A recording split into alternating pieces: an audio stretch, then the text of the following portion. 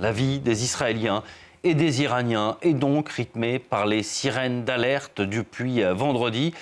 Et cela se poursuit après une nuit relativement calme. Les sirènes retentissent en ce moment en Israël. Des explosions ont été entendues il y a quelques minutes. De fortes explosions indiquent les journalistes de l'agence France-Presse présents sur place, que ce soit à Tel Aviv ou à Jérusalem. Il y a quelques minutes, les sirènes d'alerte avaient retenti, appelant la population à se mettre à l'abri. Population israélienne qui n'a cessé de rentrer et sortir des différents abris ces dernières heures au rythme des alertes lancées. Donc, vous voyez ces images en direct en ce moment et ces panaches de fumée après ces tirs de missiles iraniens. On a peu d'informations pour l'instant, mais les bombardements iraniens semblent donc reprendre depuis ce matin. On ira faire le point en Iran également tout à l'heure. Un invité pour comprendre cette actualité ce matin, Elijah Magnier, expert en contre-terrorisme et en affaires militaires. Merci beaucoup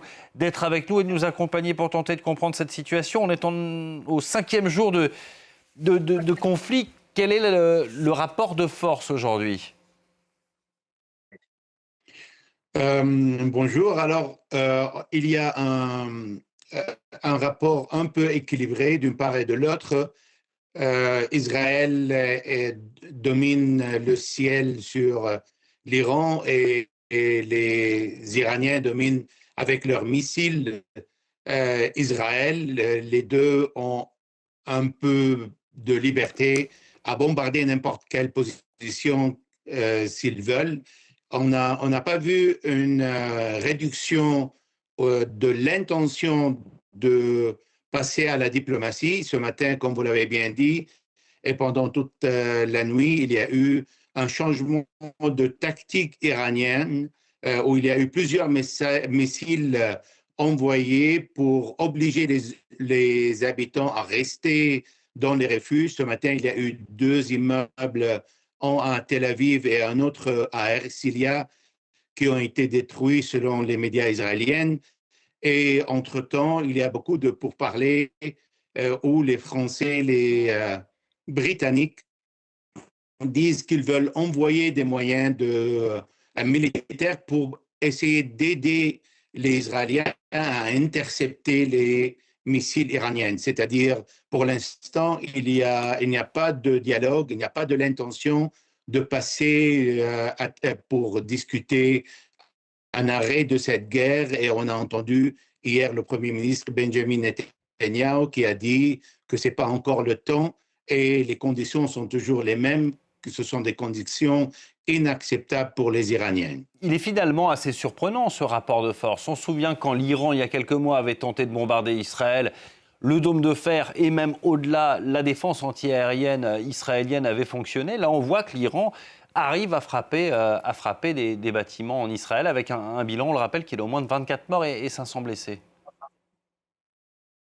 Alors, les Israéliens ont dit que les Iraniens ont envoyé plus de 400 missiles. Et les missiles, quand ils sont envoyés avec plusieurs barrages dans une partie très concentrée, il n'y a pas, il n'y a pas moyen de les intercepter. Il y a toujours quelques-uns qui peuvent passer. Et la géographie israélienne, qui est de 20 000 km², et celle de l'Iran, 1,6 million, aide les Iraniens à toucher des cibles que pour les Israéliens, c'est pas équilibré. C'est-à-dire, pour les Iraniens, s'il y a seulement 5 à 10 missiles qui arrivent par jour, c'est assez pour détruire ou bien causer un dégât assez élevé, où il y a des zones qui ont été atteintes, qu'on a vu dans les jours derniers, que c'était équivalent plus ou moins à ce que s'est passé à Beyrouth,